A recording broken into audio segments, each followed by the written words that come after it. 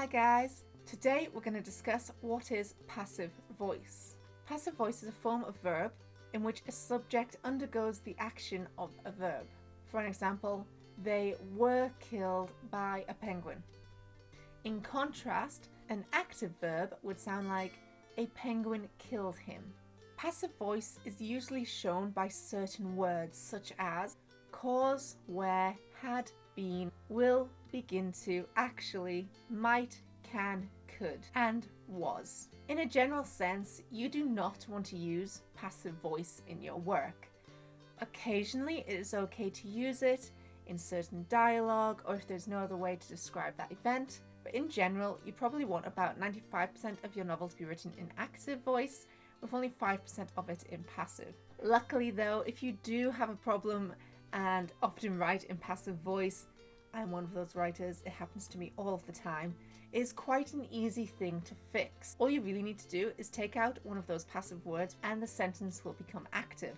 Some examples of this are she was walking can change to she walked. Another example is the exam was failed by Tim, and change it to Tim failed the exam. Now I'm counting the words there because, as you can see, a passive sentence has a lot more words in it than an active one.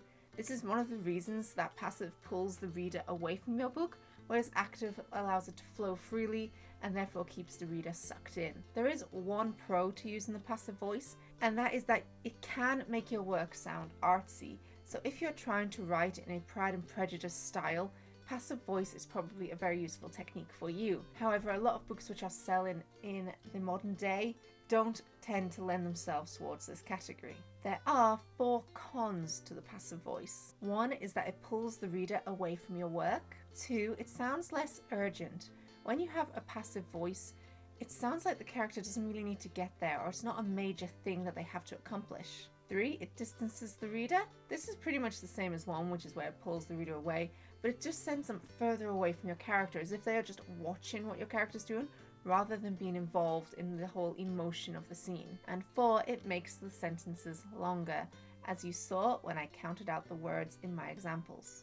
I will do another video on active voice and how to use that correctly, but one of the most important things in order to create an active voice is just to get rid of those passive words. Just to drill them into you.